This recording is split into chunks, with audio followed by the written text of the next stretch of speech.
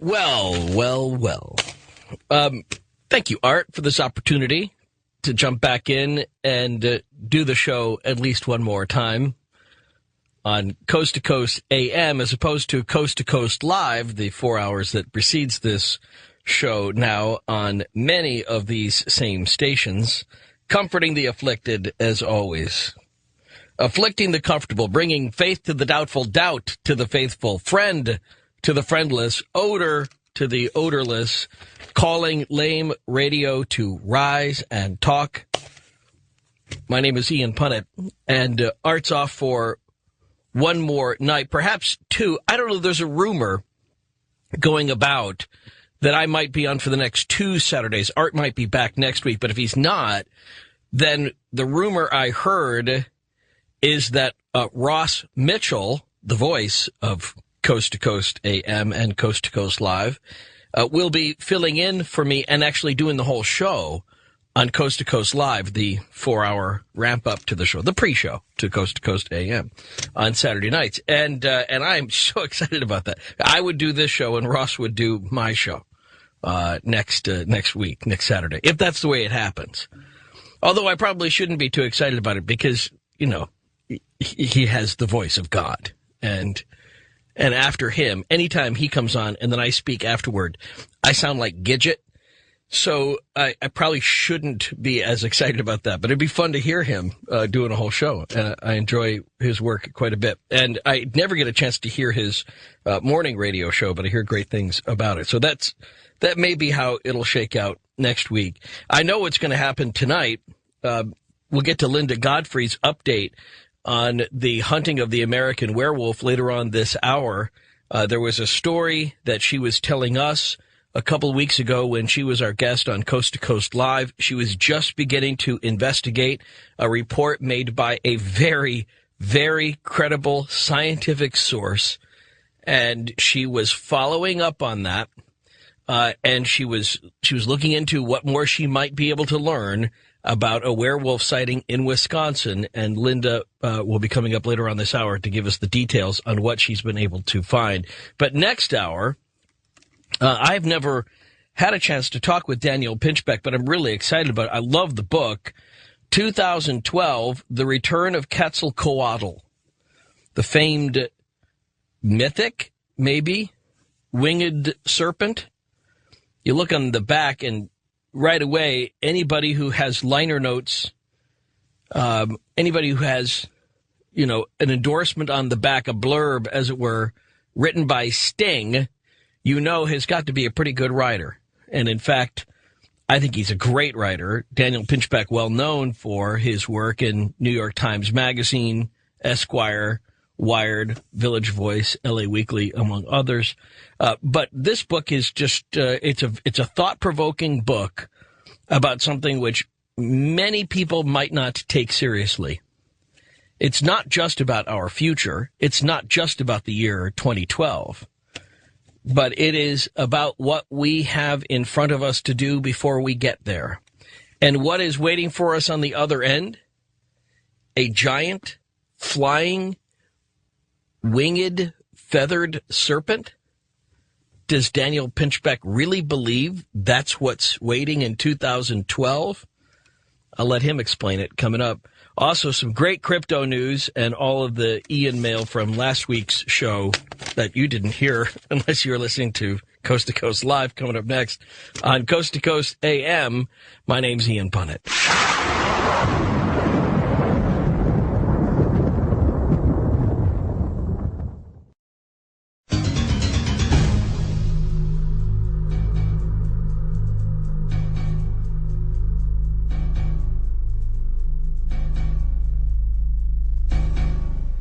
Thanks, as always, for all the nice email that started coming in this evening when the word got out that I was filling in for Art. Nice to be back. Great show again. Looking forward to Linda Godfrey doing an update on the hunting of the American werewolf later on this hour. Some other crypto news to report. This one about Bigfoot, which intersects in some way, by the way, to these werewolf stories. There's a couple of these beasts which sound remarkably more like Bigfoot than it does a werewolf, but I'll leave that up to you to find that in Linda Godfrey's book. But in 1994, this is a story that just came out, but it starts this way. In 1994, Craig Woolheater and his wife were driving at night from New Orleans to Dallas, Texas, somewhere in the swampy woods near Alexandria, Louisiana. Craig saw something at the side of the road.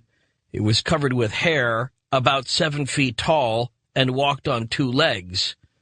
"Did you see what I saw?" he asked his wife. "Yes," she said, and they concluded that while they couldn't prove it, the most likely explanation was that they'd seen the creature once known to the Indians as the Wild Man or the Lost Giant. In other words, so says this story, which you can link up to at coasttocoastam.com, they'd seen Bigfoot, or I guess as they would probably say down in Texas, Biggerfoot, because everything's bigger in Texas, right? Or Woolly Booger, as he's sometimes called in those parts. Woolly Booger. That's not the name I would have picked. Get it? Picked Booger. Anyway, also, a British woman has become the first in the country to conceive a, quote, designer baby selected specifically to avoid an inherited cancer, according to the Times. The woman, who is not identified, used controversial genetic screening technology to ensure that she does not pass on to her child the condition of retinoblastoma, a hereditary form of eye cancer from which she suffers. Doctors tested embryos created by the woman and her partner using in vitro fertilization methods for the cancer gene. Only unaffected embryos were implanted in her womb, the newspaper said. But it's the beginning of this trend. It's kind of cool to be thinking about the idea of creating people who are cancer-free, specifically as somebody who is inclined to a particular type of cancer. But that being said, the weird part is what they're doing with the other ones, the ones that aren't, the ones that might have a gene, the embryos that might have a gene for cancer, and they're just going to, I don't know. The other ones that they're not allowed to develop, Gattaca. Also in England, the makers of the famously pungent Stilton blue cheese have launched their own perfume. This is also at coasttocoastam.com. It claims to, quote, recreate the earthy and fruity aroma of the cheese. Just what you want, really, in a cologne. But in an imminently wearable perfume. The perfume, blended by a Manchester-based aromatics company, features a, quote, symphony of natural base notes, including yarrow, angelica seed, clary sage, and valerian. It was commissioned by the Stilton Cheesemakers Association as part of a campaign to persuade people to eat more cheese. They make the cologne to get people to eat more cheese. Well, sure. Nigel White of the Stilton Cheesemakers Association brushed off suggestions that it might not be the most alluring of scents. Blue Stilton cheese, he says, has a very distinctive mellow aroma, and our perfumer was able to capture the key essence of that scent and recreate it in what is an unusual but highly wearable perfume. Stilton for women. It smells like cheese. Or, in the male line of that, by the way, is for men. His product is called Farve. Farve for men. It'll be a big hit. Also, for teenagers, to have that smell of cheese, they just call the cologne teenagers, I think. Isn't that pretty much? It is in my house. A patient's gas leak. This is an amazing story. And if I didn't know that this came from a credible source, I would totally doubt this. But a patient's gas leak is being blamed for bringing a hospital operation to a fiery end, if you will. A man suffering minor burns in a brief but, quote, dramatic operating theater fire, which is believed to have been caused by flatulence. According to the New Zealand Herald, the man was in the hospital in Invercargill to have hemorrhoids removed and was singed in the, quote, exceedingly rare incident involving his own gas. See, and I thought it was embarrassing when I came out of surgery and I found out I'd been drooling on my pillow for like an hour. Can you imagine coming out of surgery, asking how it went, and you see the eyebrows of the guy operating you have been singed off? All right. Anyway, two laboratories, as long as we're going there, we might as well go here. Two laboratories at Penn State set out to show how an obscure undersea microbe metabolizes carbon monoxide into methane and vinegar. Why is this important? Well, according to the science site phys.org.com, what they found was not merely a previously unknown biochemical process, which would have been cool enough, but their results could also provide insights into the evolution of methane, the primary component of natural gas. And what they have determined is that this new biosynthesis could lay the foundation for the creation of a new alternative energy source, as well as helping to inform us as to the beginnings of our planet. This new way they found that methane is actually created in nature, which, of course, if it has anything to do with the creation of the planet, I guess we could say is a whole new way of looking at the Big Bang. Finally, if you're looking for some great news stories and you're not getting them in the news, can I recommend two books that have been written by some Coast to Coasties. Dawn Bastine has written Eyes of the Dead. Eyes of the Dead. She is a Coast to Coast listener and an author. You can see her book at crystalfusionpublisher.info. And also, and this is the only one of the two that I've spent any time reading, the book is called The Speed Bump Ultimatum. The Speed Bump Ultimatum. You can find it at thespeedbumpultimatum.com. And thank you, Pat, for letting me know about that. The cool thing about that last one, thespeedbumpultimatum.com, is that this is a novel involving Art and George. That Art and George are characters in this developing mystery. And apparently, I've read chapter 15, and apparently in chapter 16, I come into it too. And if Pat's listening, Pat, I want a gun. My character gets a gun, okay? Some non-lethal weapon, perhaps, but I want a gun. Hey, Ian, if you get this, I see you're filling in for Art tonight. It made me wonder, which gig do you prefer, the early slot or the later one? Look forward to hearing you all night tonight. Thank you very much, Mike. Well, you know, they both have their virtues. I always love doing Coast to Coast AM, but the new show, Coast to Coast Live, is totally fun. And I tend to fall asleep less in church. Let's see. Joe in Harris, Minnesota said, love your show on Coast to Coast. You're pretty funny. The more Boone's Farm I drink, the funnier you get. After the first half hour, you're a riot. Well, thank you, Joe. I'm glad that you have such high standards, both in your alcohol and your choice of hosts. Ian, I love your shows, writes JD. Can you send me an autographed photo for my wall? I'll hang it next to my David Cassidy and Bobby Sherman posters. Wow, apparently a little Boone's Farm, and I also get better looking, too. I got to get to work on that first album. John writes, a reminder for all avid Coast to Coast fans. George mentions it. Art mentions it. Mirc.com, MIRC.com, a good chat room. By the way, there's a new chat room, too, a new place where people are meeting who are into the Coast to Coast stories. Intoinfinity.com. I saw an interesting link in a post about a Bigfoot story there that'll cut right into what we're talking about a little bit later on with Linda Godfrey.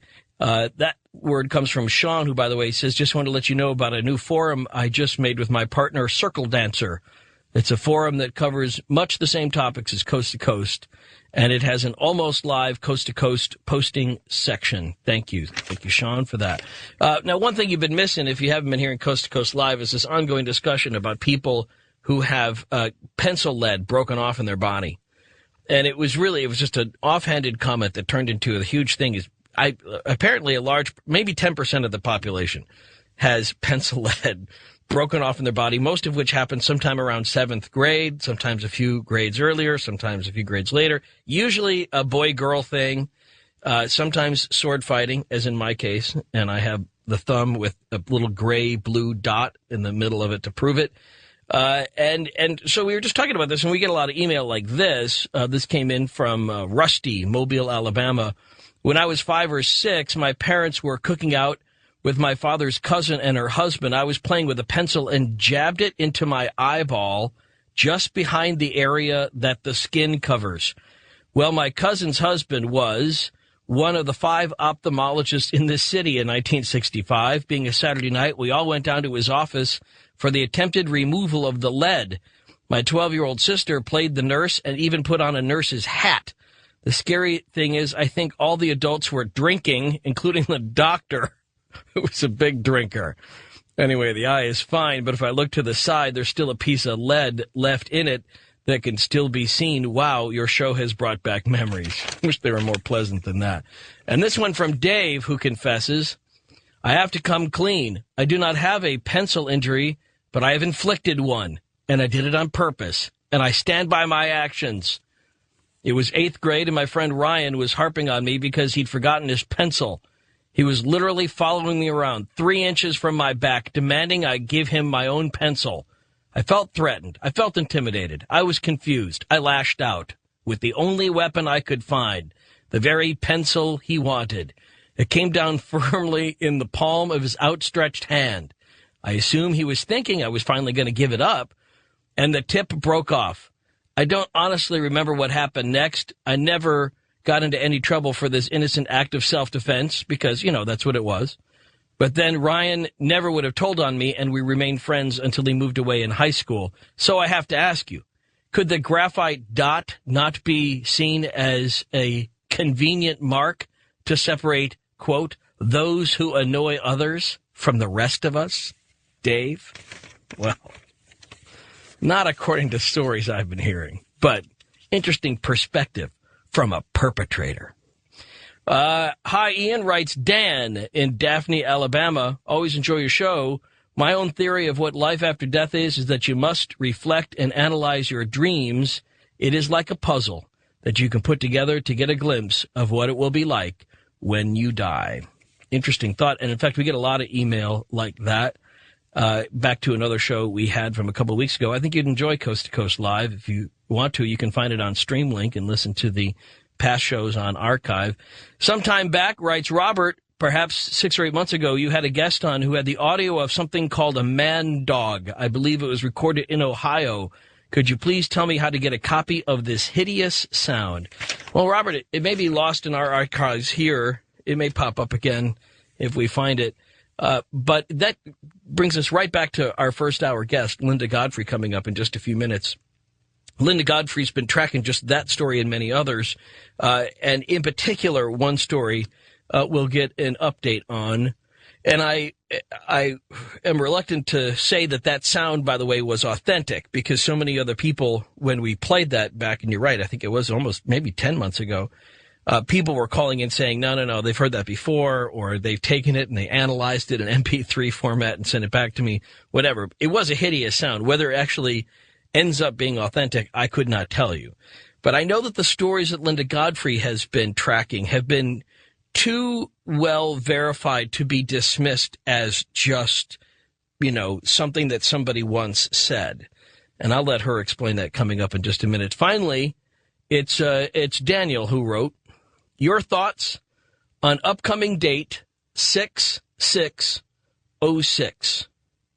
Feeling ominous about this one, Dan. Well, as you may have heard, lots of things are happening on 6606, including, I just learned today, the release of an updated version of the movie The Omen on 6606. My opinion, Dan, you should be feeling ominous on 6606. And you should say a prayer for our souls. In fact, I always think about the devil on June 6th. And I always spend a little time in prayer. But it's not a prayer of fear, but a prayer of gratitude. And it's not just our souls I think about, but more importantly, I think the souls of the thousands of American and British and Canadian men that were killed on June 6th, 1944. Some of whom never made it out of their Higgins boats. Some of whom didn't make it past the surf. But all of whom left all their hopes and dreams on the bloody sands of Juneau and Sword and Gold and Utah and Omaha Beach. So, those are my thoughts, Dan, about the ominous day of June 6th. That D-Day, that we took on the devil against overwhelming odds, and we beat him. Linda Godfrey's next. In for Art Bell, I'm Ian Punnett on Coast to Coast AM. Ross, look forward to being able to say that about you next week, if that's how it works out. Yeah, Art Bell off for perhaps just one more Saturday, and it's all about beasts tonight. We'll get back to the subject of the Beast of Bray Road and the hunting of the American werewolf with Linda Godfrey in just a moment. But a reminder, this great book, The Return of Quetzalcoatl, 2012, The Return of Quetzalcoatl. We'll get to Daniel Pinchbeck and his latest shamanistic perspective on life and the things we can learn from this great winged feathered serpent. And I was on the coasttocoastam.com website earlier. I just want to remind you, if you have never signed up for the After Dark newsletter, special deal on, if you want to grab a great, fun publication every month, After Dark newsletter, lots of fun things that are put on and in that publication that come directly out of these shows, but are sometimes follow-ups, things you haven't even heard yet. Or better than that, sometimes things that haven't been aired yet on either of the Coast to Coast shows. You can get it online at coasttocoastam.com. The After Dark newsletter will also come with a special premium of the After Dark CD as well. Fun records, great stories, George Norrie's favorites on the After Dark CD if you sign up at coasttocoastam.com. Linda Godfrey next. It's Coast to Coast AM. My name's Ian Punnett.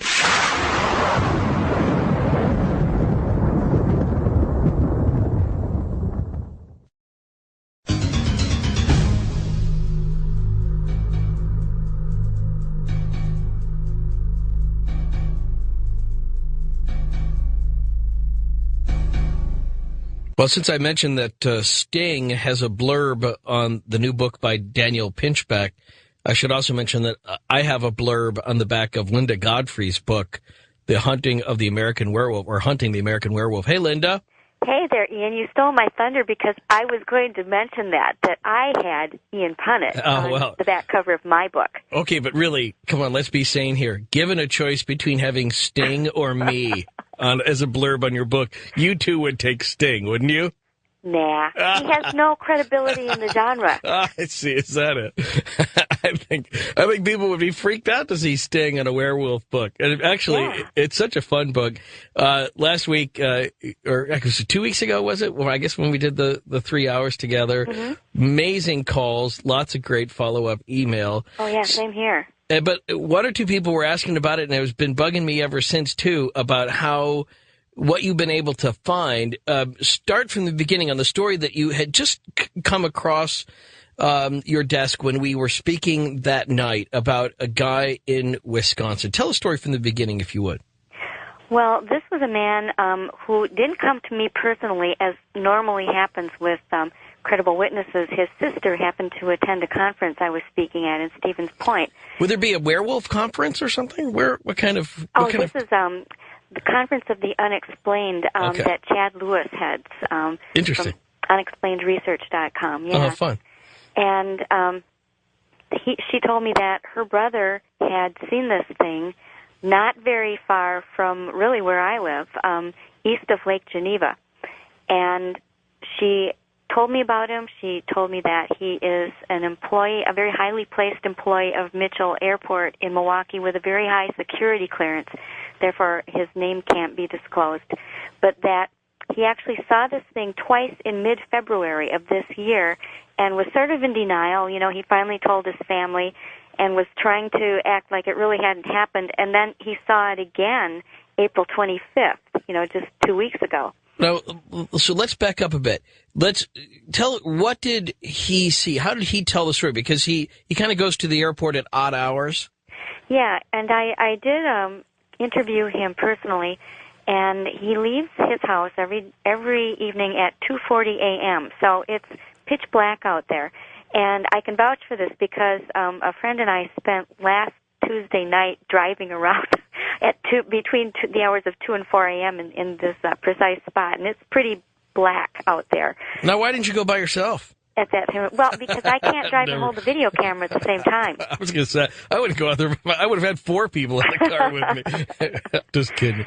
All right, so you were driving and videoing. You're hoping that you were going to see something. Exactly. Yeah, we did see three deer and a fox and of course. Several cats.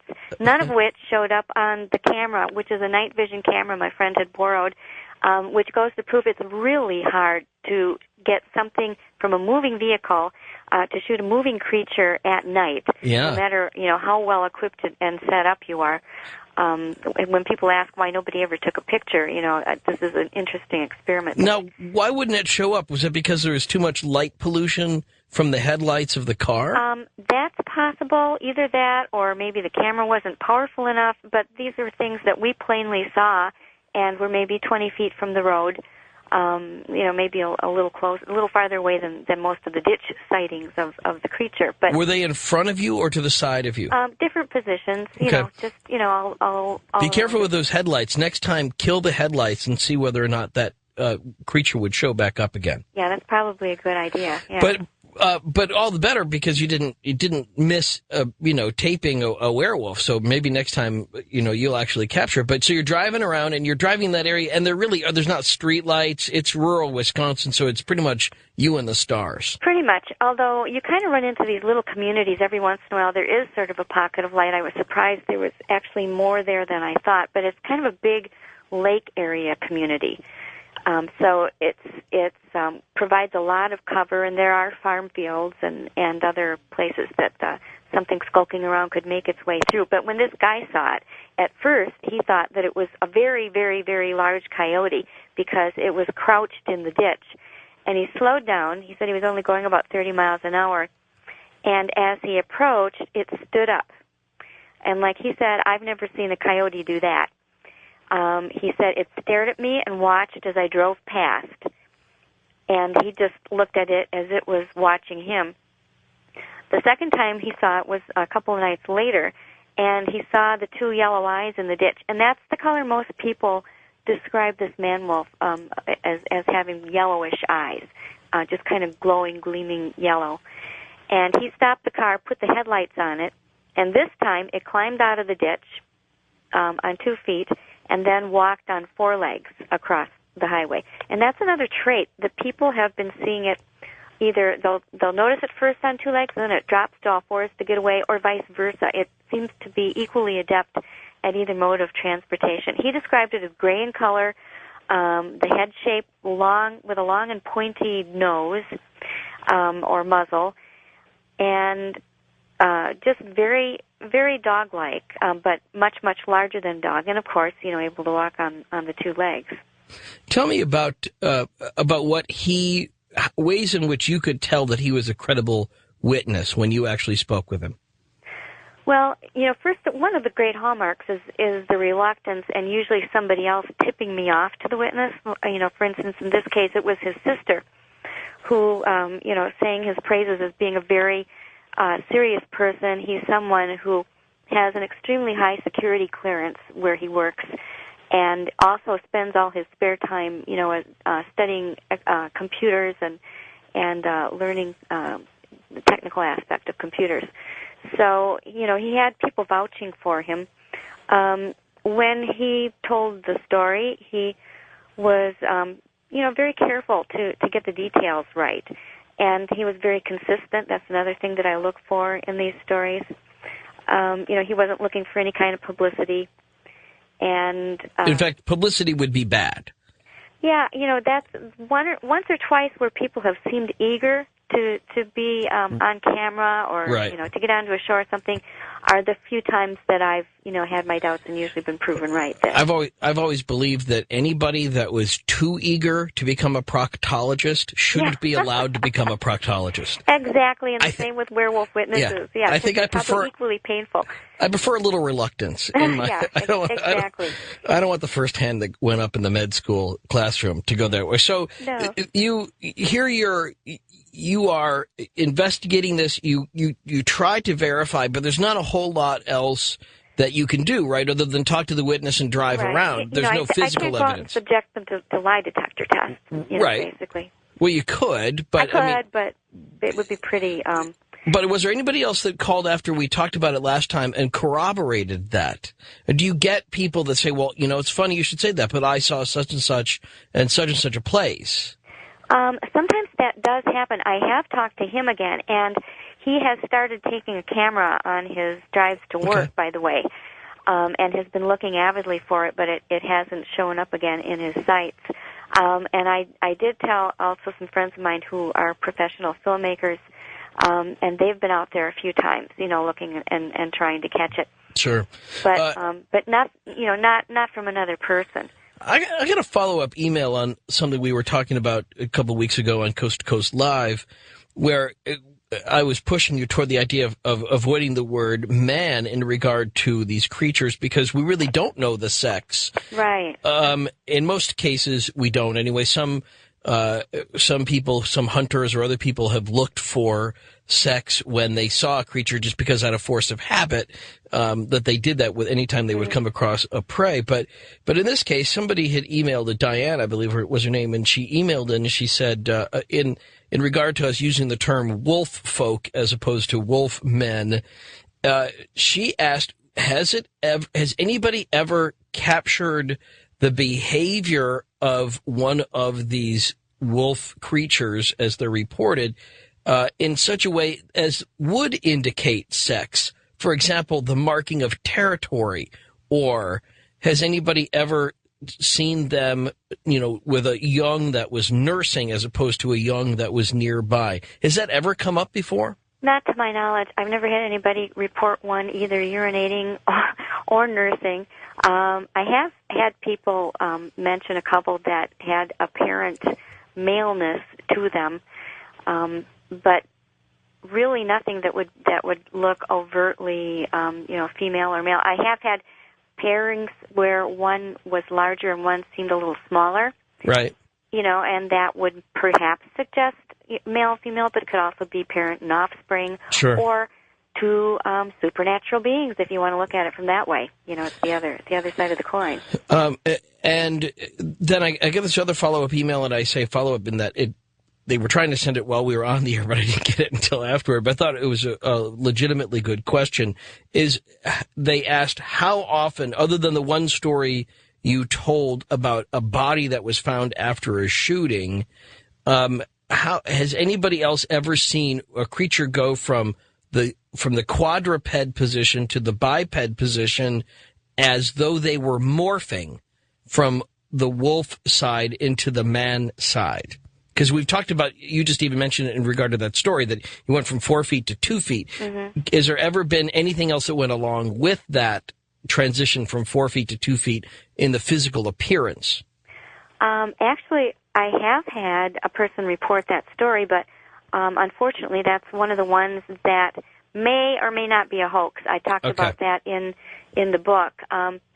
It could be just a case of a person who got cold feet, but he did actually report that he saw this thing morphing from 2 feet to 4 feet when it went away. The other people who have seen this, and there have been a number of them, have just said things like it dropped to all fours, or it was on all fours and then it stood up. They haven't mentioned anything about the morphing in most cases. I thought about you earlier in the week when the story came out about these polar bear / grizzly bear hybrids. Yeah, crazy-looking animal. Yeah, I mean, it has mostly the characteristics of a polar bear, but there's these distinct grizzly bear-like characteristics, and it had been confirmed through DNA testing that it was, in fact, in the wild, one of the rare cases in the wild of a hybrid. Usually polar bears and grizzly bears don't have anything to do with each other, but, winters are cold, Sure.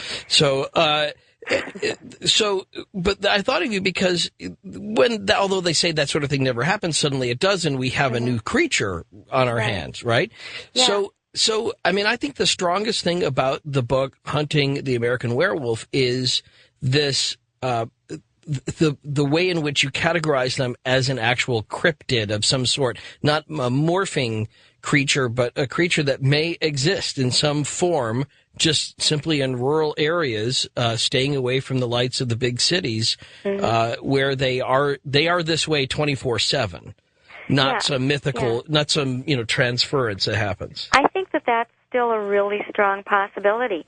And then, on the other hand, maybe they are those, and maybe there are paranormal imitators of them as well. Oh, tell me what you mean by that. Well, for instance, there are such a thing as real cougars, real leopards, but there are in the jungles of South America shamans who are known to be able to create with the thoughts of their mind the image of a leopard or a mind double, if you will. A Patronus? A Patronus, yes. As we would say in the world of Harry Potter. Or a Tulpa would be another name for it. And, there's a real leopard, and yet there's also this faux leopard. Maybe we're dealing with something like that. I often have said I'm not sure that every sighting involves the exact same answer. Right, and I can see that. And so if somebody wanted to get in touch with you for a future sighting, or if somebody wants to write down a way to get in touch with you, how do they do it? And or maybe if they've already experienced something which they feel you need to know about, how do they contact you? Well, the best way would probably be go to beastofbrayroad.com, and Bray is spelled B-R-A-Y, and then you can just click on any of the contact boxes. There's one right on the main layer page that says to report a sighting, click here, and then that email will come to me. So, and in particular, you would love to have any other sighting or any information that anybody might have about a beast in that part of Wisconsin, the southeastern part of Wisconsin. Any part of the United States, really. Yeah, but I'm trying to think of verifying the story of the guy with the going to the airport. Sure. Yeah, anybody who can verify that. I do have a little bit of new information on that area on my blog on that site, beastofbrayroad.com, that I just posted this evening. There is a true white deer that has been seen in that exact same area for the past couple of years, which, as you know, is held sacred by the Lakota Sioux and other indigenous people as another one of the sacred white animals that are supposed to be appearing around to fulfill the prophecy. Right, like the white buffalo. Exactly, which also was, miracle was in southern Wisconsin, too. And I started drawing a lot of corollaries between, we have the epicenter of the man-wolf sightings. We have, I think it's 98% of all known ancient animal effigy mounds in southern Wisconsin, and now we have not only the white buffalo, but the white deer, the fulfillment of these Native American prophecies. And I saw, for whatever it's worth, it's not that it's all that uncommon, but I saw a couple of bunnies coming home from Coast to Coast Live last week, and I see a lot of rabbits in my neighborhood, but it was odd. Yeah, not were rabbits. But I saw this one rabbit hopping across the street, and then right behind it, its mate, which was, it was not a white rabbit like you would see pulled out of a magician's hat, not that kind of white rabbit, but also appeared to be an albino rabbit of the same genus as the typical sort of local wood rabbit that we have running around. So I noticed that too, and I thought that was weird. And usually they don't last. Albinos don't last very long in the wild. They don't. Well, and with the prophecy, they're not supposed to be albinos. They're supposed to be true white animals, and that was what Miracle the buffalo was not an albino. She was a white, born as a white calf. And this deer is the same way. It has dark eyes and dark feet. I've got 3 pictures that a couple took of this creature. And the weirdest thing about this whole incident is that the couple that took the pictures, whose yard had been frequented, one of them is a major man-wolf witness. We'll leave that thought there for now, and we'll look for a follow-up sometime soon. You can go read more about that and then also communicate with Linda Godfrey at beastofbrayroad.com, the new book, Hunting the American Werewolf. You can link up to that through coasttocoastam.com. Thank you, Linda. Oh, thank you for having me, and thanks to everybody who wrote in, especially friend Kathy in Minnesota has had some fabulous things to send in. Wonderful. Thank you so much. And this couldn't have been a better lead-in for 2012, the return of Quetzalcoatl. We'll talk with a shaman, Daniel Pinchbeck, and well, we all have busy lives. There's a lot going on. I myself will get up in a couple hours after Coast to Coast AM and go do Race for the Cure out at Mall of America.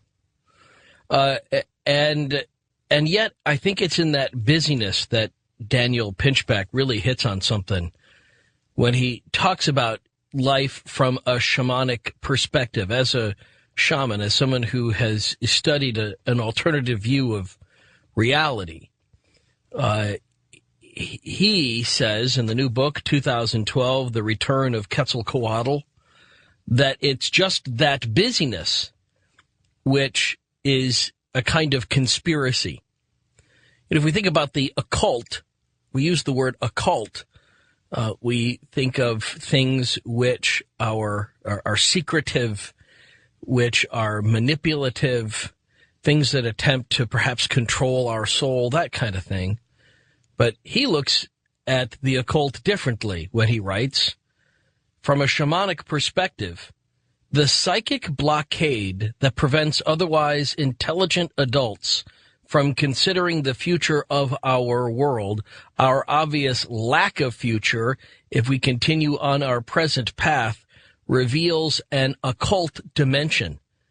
It's like a programming error written into the software designed for the modern mind, which has endless energy to expend on the trivial and the treacly, sports statistic or shoe sale, but no time to spare for the torments of the third world or the mass extinction of species to perpetuate a way of life without a future.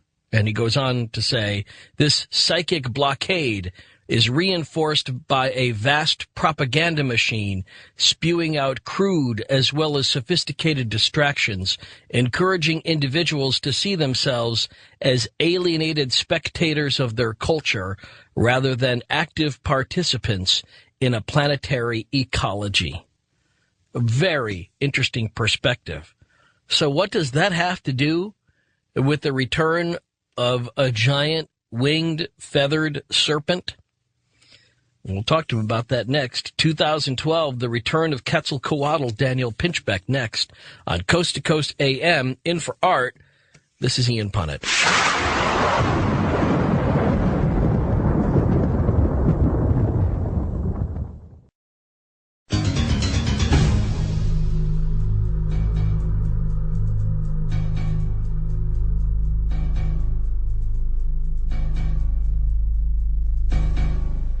Well, Daniel, it's a pleasure to talk with you. I have not enjoyed hearing you on Coast to Coast before because I've never heard you on Coast to Coast before. But I know I would after reading this book. So I'm sorry I've missed your other appearances. And yet I really enjoyed reading a little bit about your story. So for those people like me that don't know everything about you already, give us a little thumbnail of Daniel Pinchbeck from up to present, if you would. Okay, sure. Yeah, I was in the media for a long time. I was working as a journalist and writing for the New York Times Magazine and Esquire and Wired. I also had a literary magazine that I ran with some friends. And I went through a huge spiritual crisis in my late 20s.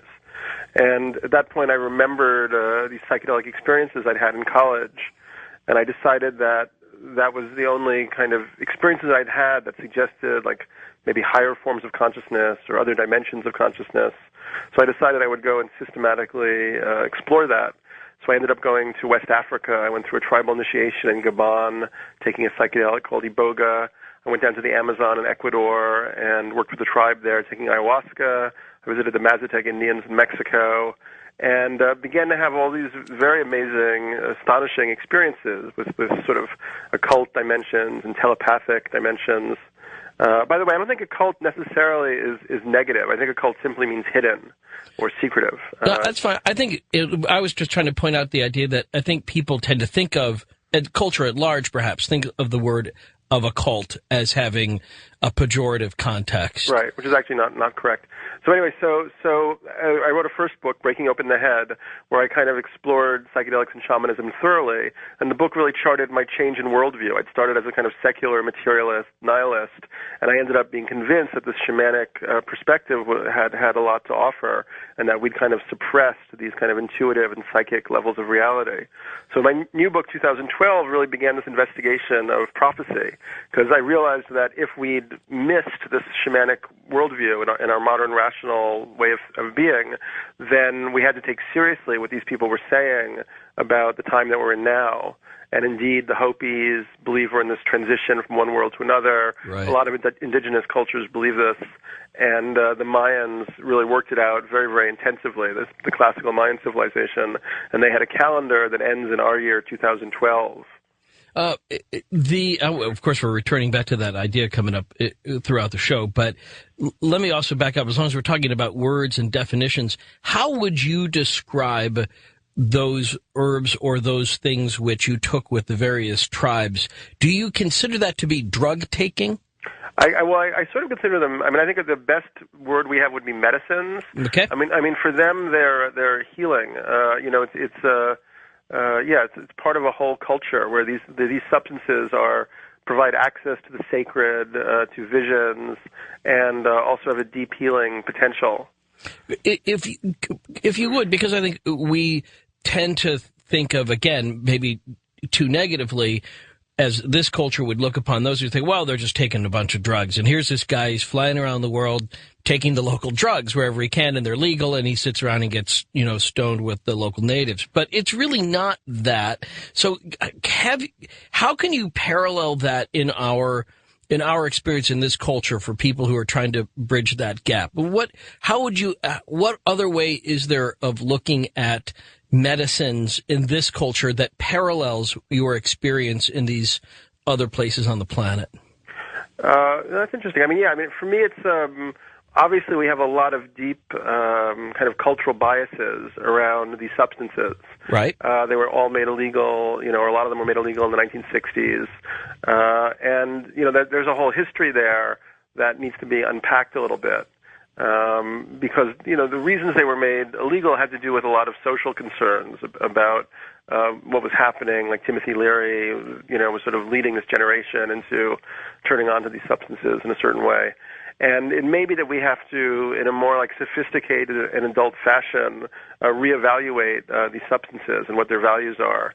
And, it's kind of interesting that we have so many substances that are prescribed, that are popular, like antidepressants or anti-anxiety medication, that are very synthetic. And here we have these substances which are completely natural. They're expressed by plants that humans have actually worked with for perhaps tens of thousands of years, that we've interdicted and made illegal, so that even pursuing these experiences is repressed and ridiculed in many ways. Well, so it's a whole kind of cultural framework that we may want to re-examine. Yeah, and I just want to explore that a little bit more before returning to the theme, because I think it's important for people to be able to not think of this in its negative perspective, but again, to reconsider it in that you're talking about, I've never been stoned. I've never been drunk. I don't take any drugs. I don't drink. But I could relate to what you were talking about in the sense that I could see that this wasn't just about, you're coming home from a busy day and you're just going to get as stoned out of your gourd as you could and then, watch some TV, eat some Cheetos and go to bed. That wasn't what this was about. This is about a very different way of approaching drugs that does put it back into the category of medicines. So you're right about the Prozac. We hand out these other things. They're very synthetic, and it's all sort of intended to keep us in lockstep with the culture, right? if somebody's experiencing depression, the idea is to get them back up on their feet and producing like they should be. But that wouldn't be the shamanic perspective. Right. It's a whole different model of, in a sense, mental illness and how to kind of work with trauma and heal people. And then for me, it was really a disciplined investigation into the nature of consciousness. I mean, I'm not interested in getting stoned or drugs. I'm interested in consciousness and kind of what kind of possibilities are out there.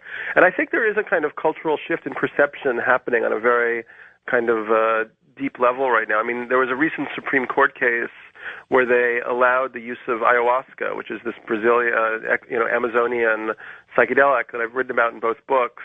There are these religions in Brazil which use it ritually. They take it in ceremony. They can do it every week even. And for them, it's like the center of their religion. And they've done studies of these groups in Brazil, and they found that, in actual fact, the people who are part of this religion are healthier, happier. They don't beat their wives. They're good workers.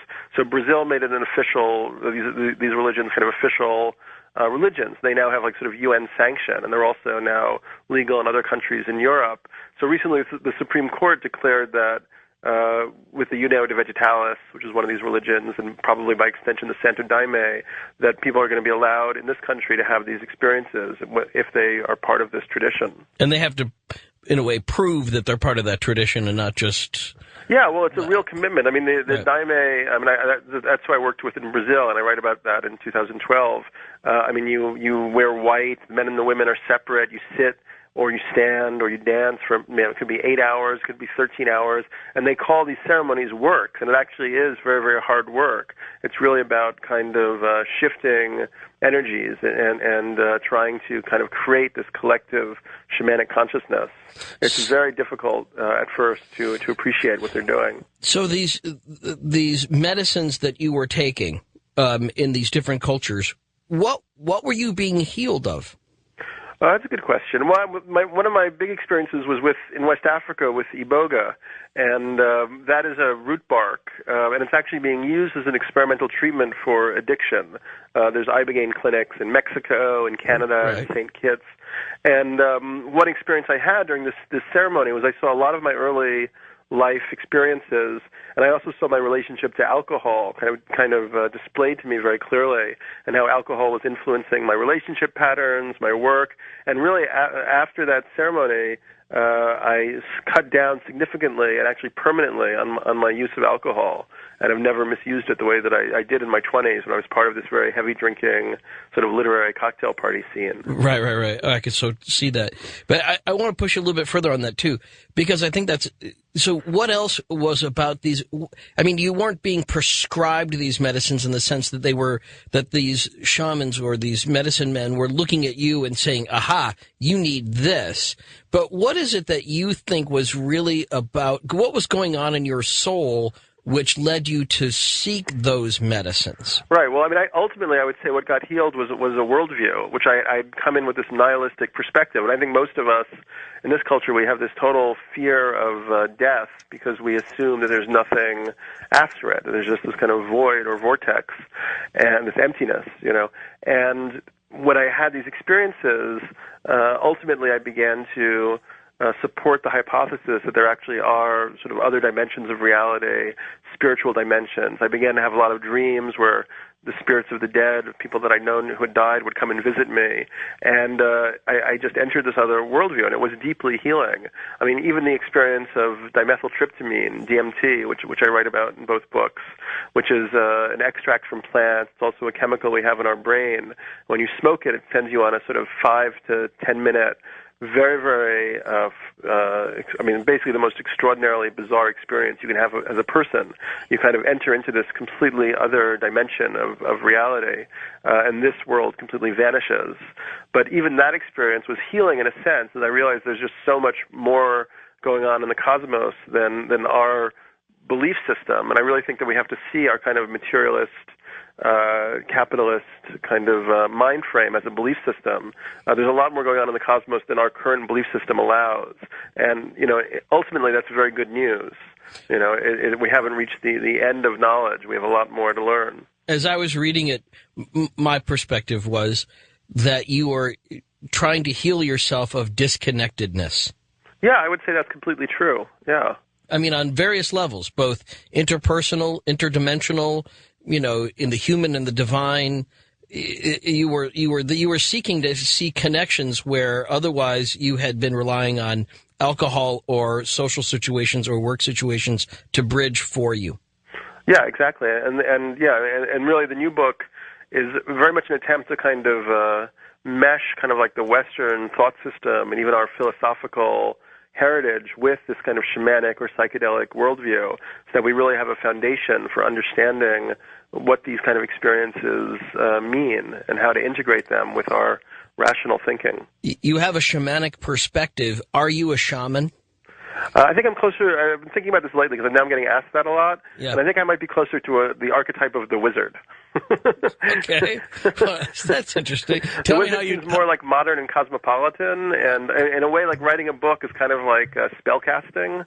In a way, like the book itself is like a magical text, and that it takes people on this transformative journey.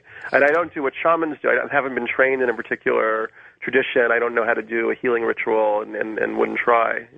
No, I so see that. I think I could, and I'm reminded. I don't know why I just blurt this out, but I was thinking of it earlier this evening. We had a previous guest a couple of months ago talking about how money in our culture is like magic, that you have to believe in that piece of paper. You have to believe that it has power in order for you to either work for it or fight for it or to want to put it in your pocket. That really comes right down to it. It's just a piece of paper, and so or a piece of cotton. Especially now that we've gone off the gold standard. It really is completely supported by mass belief in its potency. Yeah, it's you have to buy into it or it makes no sense at all. And in light of some economic shifts that were going on in our culture earlier this week, I was reminded of that. There's a lot of wizardry that goes on. And I mean, in a lot of ways, the feds are wizards. I mean, they're great, but I mean, the people that do our treasury, they're really convincing wizards.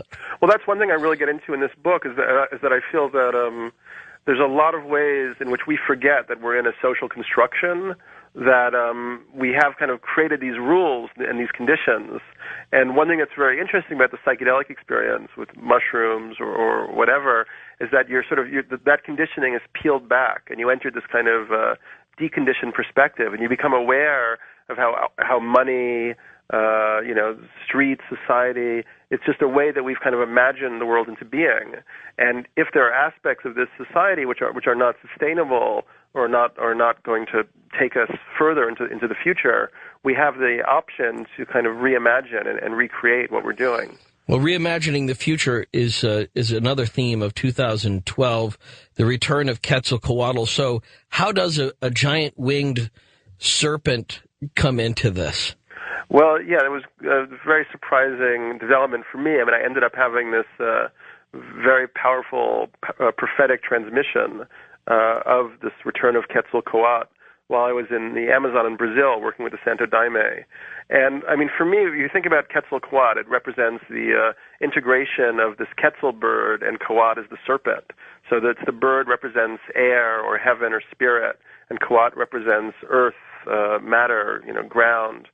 So it's really the symbol of Quetzalcoatl as an archetype represents the integration of heaven and earth, or spirit and matter, which is very much kind of like part of our Western trip. I mean, the Eastern and mysticism is much more about transcendence or kind of non-attachment.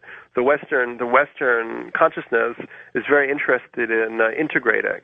So even our technology, I see as an aspect of our psychospiritual process.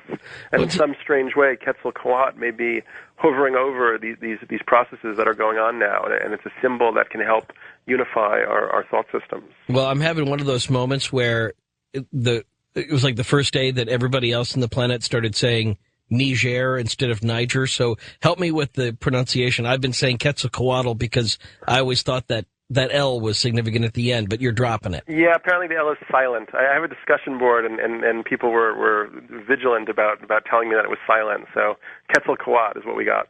Okay. I may not be able to make that jump. It took me no worries. It took about a month for me to start saying Niger. I had to resist it because everybody was pressuring me to say Niger, and I don't know. I still say Beijing, even though I know that's wrong too. But all right, so 2012, the return of Quetzalcoatl. We'll get back to this subject and just how that experience came to be. This Transformance next on Coast to Coast AM. In for Art, this is Ian. Well, I'm getting ready to change my pronunciation on this because Daniel Pinchbeck says when it comes to the return of Quetzalcoatl, we have to get the L out of here, if you will, and just say Quetzalcoatl.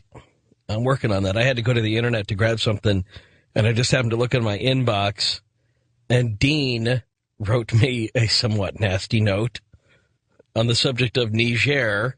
He says, typical American of me. He said, you should always pronounce the country the way the people of that country pronounce it. Is that right, Dean? Really? Do you walk around saying France? Do you say Deutschland, Dean? España? Really? Australia? You say it like that? I don't think so. But 2012, the return of Daniel Pinchbeck and the return of Quetzalcoatl. So I'm not ready yet. Coming up next on Coast to Coast AM, my name's Ian Punnett.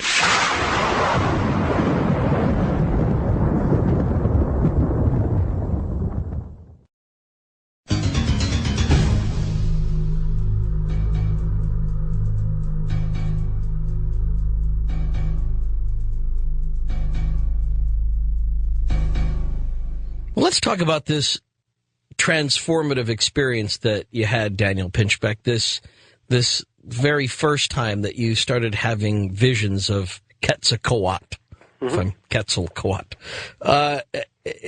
Because I love the idea of Quetzalcoatl.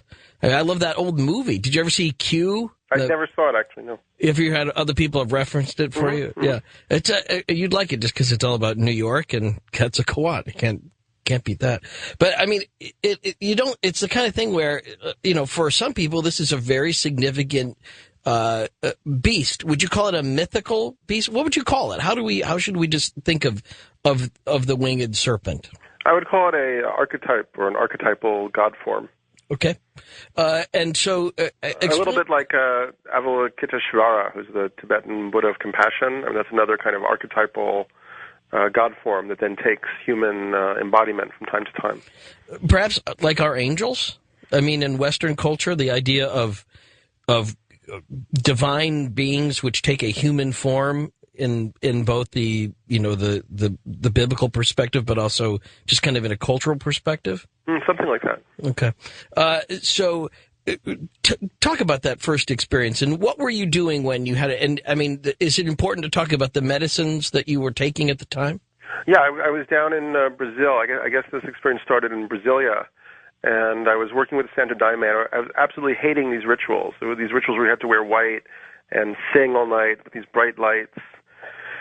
And I mean, it's a lot to explain because it sort of comes at the end of the journey that I describe in my book. And I'd been working with this Mayan calendar material and these ideas of Jose Arguelles, which is about this kind of potential for this consciousness shift, which he connects with a potential for a new calendar, that actually we have a wrong relationship to time, which has been embodied, sort of materialized in a desynchronized calendar, and that we'd actually have to move to a different relationship to time, which would then be represented by a different calendar if we wanted to kind of change our world situation.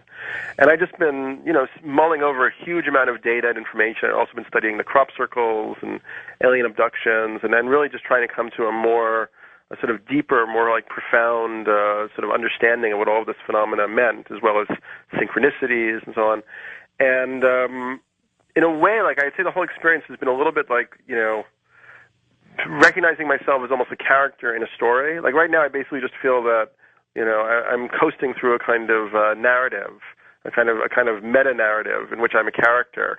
And as part of that character, I seem to be embodying a certain element of this Quetzalcoatl kind of energy or consciousness.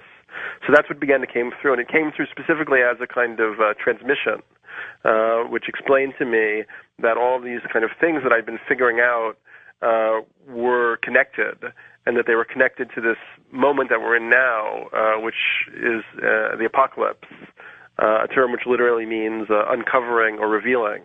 And it's kind of the end of a world cycle. and that we're on this verge of transitioning to kind of a new form or kind of realization of human consciousness. Well, again, though, give us a little bit more about what that transmission looked and or felt like. What was it? There was really no look. It was a voice in my head that just spoke to me, and the voice introduced itself as Quetzalcoatl, and it began to download this information to me. And, of course, I'd heard about these experiences. I mean, Jose Arguelles had many of these experiences with Paco Votan, who was this 8th century Mayan king. I never expected or imagined that such a thing would happen to me. And for me, like, my way of understanding this experience was very much involved the ideas of Carl Jung about archetypal material. And that actually it's very, very difficult when this kind of higher material, the archetype of the self, is seeking to incarnate in the ego, and often there is this kind of voice or this presence that seems outside of oneself. And he talks about how it's very, very difficult for the ego to kind of be supple enough to take in this higher information.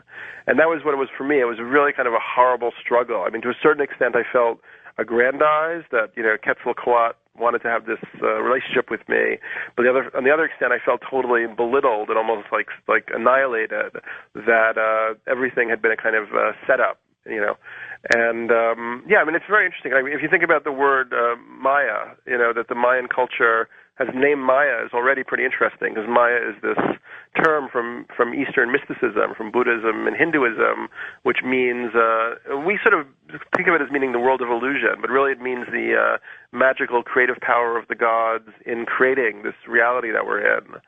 So for me, it's almost like we're living in a kind of virtual hologram, and Quetzalcoatl is just part of the sort of operative system that we're in. So, did the voice spoke to you in English? Uh-huh. Okay. Yeah. And was there a characteristic to it? Did you feel like this was something that was external or internal? Right. Yeah. Well, I would say, both in a sense. I mean, I guess that's been one of the ways that I've kind of come to think about a lot of stuff is that where we impose dualisms, there's actually a more kind of meshed, paradoxical relationship. So in a sense, I'd been like pushing myself towards these initiatory experiences, and it was almost like a kind of like the way metal filings are kind of organized by a magnet to form patterns. Right. So it was like this thing had been acting upon me from a distance and had kind of pulled me into its force field. And then this transmission, it was just a very strong, very kind of like emphatic tone to the whole thing, and much more certain of itself than I'm usually certain of anything. It sounds like a conversion experience. Well, I don't know if I'm really converted to anything. I mean, one thing I really tried to do in this book is to leave open doubt and skepticism, which includes my own doubt and skepticism. And I think that we get really stuck on belief, and on many levels, belief is a kind of enemy that we have to interrogate. I mean, Carl Jung said, I believe only what I know. And what I know is that I had this experience, and it certainly seemed very compelling, but I wouldn't give it some kind of absolute truth content. Well, I think that would be, I mean, just from my perspective, being through seminary, I think that puts too fine a point on belief. I think belief always comes with a component of doubt. It's the difference between knowing. If you know something for a fact, there is no belief required. If you believe something, then there's an element of faith. There's a sort of a leap of trust that this is true. And I think when I use conversion, I don't mean that in some sense that it's to some new absolutism, but rather it was so transformative that you can't be what you were before. It definitely threw me for a loop. Yeah, and I'm familiar with Jung on the subject, and I think that there's things that he says on this that I kept actually was going through my mind too while I was reading what you wrote here in 2012. Tell me about, I mean, as you really now think about that year, then what seems so much more significant now about the year 2012 as a result of this transmission from Quetzalcoatl? Right. Well, what seems significant about that year, I mean, this transmission is one piece of the puzzle, but for me it was really understanding all of these kind of outsider scholars who've been working with this Mayan and Toltec material, and have discovered that this end date in 2012 represents this kind of very rare galactic alignment where the Earth and the Sun line up with the black hole or dark rift or cosmic mother that's at the center of the Milky Way. So that's how John Major Jenkins kind of put it together in his book Maya Cosmogenesis. There's also this work of Carl Johan Kalaman, which is really extraordinary also, where he looks at how there's this kind of acceleration taking place, and this 9-stage process in the evolution of consciousness, which is represented by the 9 levels of the Mayan pyramids, and that each stage is moving 20 times the amount of change, novelty, evolution of consciousness is happening in a 20 times faster amount of time. So now we're experiencing as much change in about a year as people were experiencing before the 1990s in 20 years, and before the 1750s in 400 years. Right. And of course, there's no way to kind of graph that mathematically, but I think intuitively, if you sit with it, it's clear that there's this incredible speeding up process in the sense that the sort of systems that we've created are sort of moving towards a kind of crescendo, So all of these are pieces of the puzzle in terms of understanding 2012. But for me, it has nothing to do with 2012. And I think to get fixated on that date is a problem, and that actually we have to really be more attuned to the processes that are taking place now and how to kind of assimilate them and react to them and begin to create a kind of counter movement in consciousness to help the process forward. Well, let's start with that, but I'll say I've kind of looked at the way this time has been accelerating as a kind of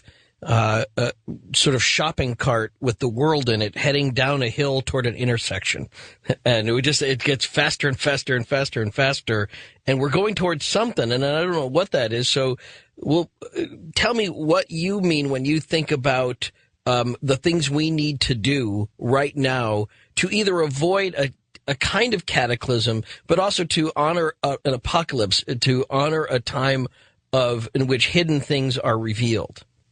Well, yeah, I mean, I think for me, it's really the apocalypse, and this is once again this Jungian perspective, is the momentous event of the coming of the self into conscious realization. And one aspect of that, for me, is this deeper realization that's taking place about psychic phenomena and psychic reality and synchronicity. And that's work that one has to do on oneself, because we come from this materialist, skeptical perspective, if we're part of this, Western modern culture. And it's really a step-by-step process where you sort of recognize there's other levels going on, and that there's these kind of synchronicities taking place. So one way I look at what's happening is it seems that reality is becoming, in kind of incremental stages, a little bit more kind of psychically malleable or psychically responsive, and also a little bit less materially dense. Tell me about that. What do you mean by that? Well, exactly what I said. It's just that somehow this psychic energy, psychic phenomena is becoming more available to us. One way I think about it is if you think about electricity.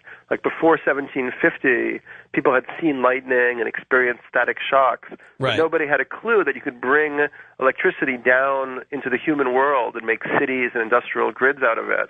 And when that happened, look how fast we transformed the whole surface of the Earth. I would say a very similar thing is now happening with psychic phenomena, that a critical mass of people are becoming aware of the reality of the psychic realm and the psychic energy that's available to us.